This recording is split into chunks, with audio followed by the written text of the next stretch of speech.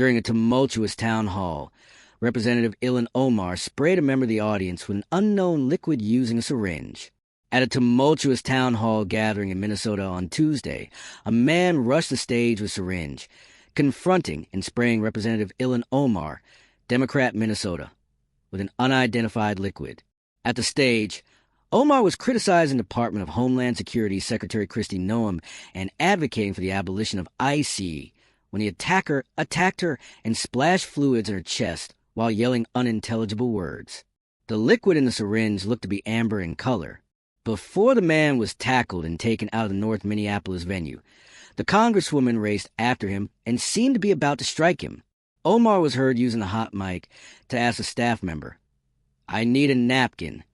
The 43-year-old squad representative rejected the advice of aides to get medical help. "No, we'll carry on." "I'm all right," Omar remarked. Whatever was sprayed, an assistant reported that it smells so bad. A few minutes later, Omar carried on with her comments. The attack on Representative Ilhan Omar at a Minnesota town hall was brief, chaotic, and ultimately contained, but significance reaches far beyond the few seconds captured on video.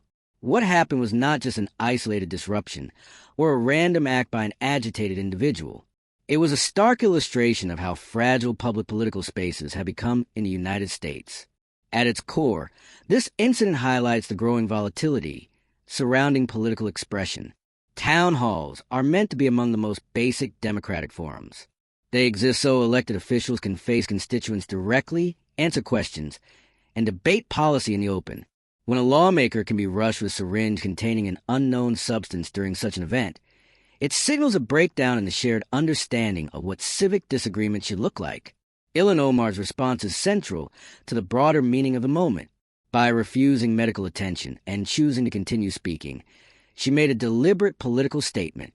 She framed the attack not as a reason to retreat, but as something that would not derail her message or silence her criticism. To supporters, this was an act of resolve and courage. To critics, it raised concerns about how charged political rhetoric can intensify already tense environments. Both interpretations reveal how deeply polarized the public has become. The symbolism of the attack cannot be ignored. A syringe is not just a physical object. It carries fear, uncertainty, and the suggestion of serious harm, even if the substance itself turns out to be harmless. In an era shaped by pandemics, chemical threats, and rising distrust, such symbolism amplifies psychological impact. The goal is not only to disrupt, but to intimidate. That is what makes this incident different from shouting or protest signs. It crossed a line into something far more dangerous. This moment also fits into a larger and troubling pattern. Threats and attacks against public officials are increasing across party lines. Lawmakers are being confronted not only online, but face-to-face, in places that were once considered relatively safe. The result is a slow erosion of accessibility. As risks rise, security tightens, and the distance between elected officials and the public grows. That distance weakens democratic accountability, even as it becomes more necessary for safety.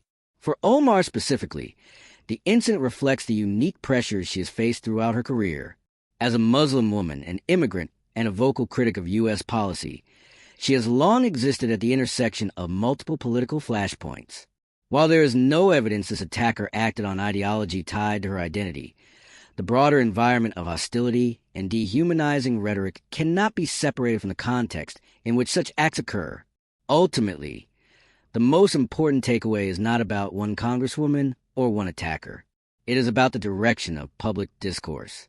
When anger replaces argument and intimidation replaces debate, democratic systems begin to strain.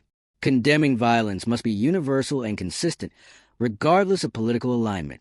Without that shared standard, incidents like this risk becoming normalized rather than alarming.